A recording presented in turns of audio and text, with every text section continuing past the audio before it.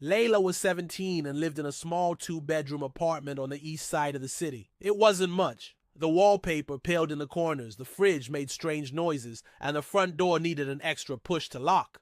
But it was home, and more than that, it was filled with love. Her mother, Samira, had raised Layla and her little brother Malik alone since their father passed away 5 years ago. Samira worked 2 jobs, cashier by day, cleaner by night, and still found time to help with homework, cook dinner, and smile through the exhaustion. But one winter evening, everything changed. Layla came home from school to find her mother lying on the couch, pale and weak, struggling to breathe. An ambulance was called, and hours later they sat in a cold hospital room hearing words no teenager should ever have to hear. Heart failure, urgent surgery needed, expensive, complicated. The doctor spoke in numbers, 10,000, 20, more. Layla didn't hear most of it. She just stared at her mother, who squeezed her hand and whispered, "I'm okay, sweetie. I just need a little rest." But Layla knew she wasn't okay. And rest wouldn't fix this. They had no savings, no insurance, no rich uncle or family to ask. It felt like a wall had dropped from the sky, separating them from hope. That night, Layla sat on her bed, holding her phone. She scrolled through TikTok, not for fun, but for escape. Dance videos, jokes, beauty tutorials. Then an idea began to form. It was crazy. It was impossible, but it was something. Layla created a new TikTok account. She didn't use her real name. She didn't tell anyone what she was doing. She just started making videos. Not about sickness, not about her struggles. She danced. She told funny stories. She lip-synced to trending sounds. She smiled through the pain. Because for every view, every like, every follower, she saw it as a step closer to saving her mom. At first, nothing happened. 10 views, maybe 20.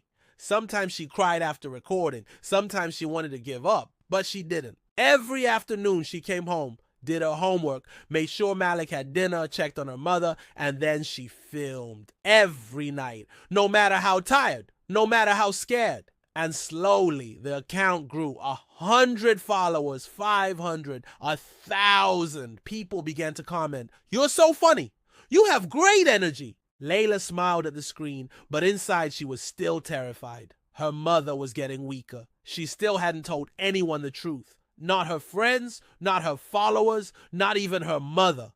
Until one night, just before the hospital called again to say Samira's condition had worsened, Layla posted a different kind of video. No dancing, no makeup, just her sitting on her bed, holding back tears. She looked into the camera and said, "Hi, my name is Layla. I'm 17, and I've been making these videos for weeks, not to go viral, but to save my mom. She's sick.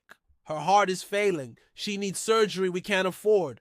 I didn't know what else to do, so I started posting. I don't know if this will reach anyone, but if you're watching this, thank you. She didn't expect much. She turned off her phone and cried herself to sleep. But the next morning, everything was different. Her phone had exploded. Hundreds of thousands of views, tens of thousands of comments, people offering help, asking how they could donate. One viewer had created a GoFundMe for her. Layla hadn't even asked for one, and within hours, it had raised enough money to cover the surgery. Layla couldn't speak. She couldn't believe it. She just stared at her mother as face as she told her, "We're going to the hospital, Mama.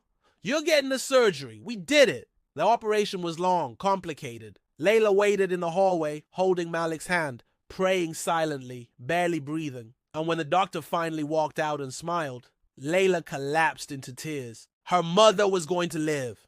The story went viral again, but this time on the news. People all over the country, even around the world, shared her story.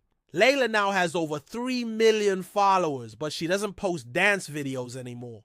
Now she tells stories about courage, about family, about love. And when asked how she saved her mother's life, she always answers the same way. By refusing to give up, by turning a phone into a lifeline, and by believing that even one voice, one video can change everything.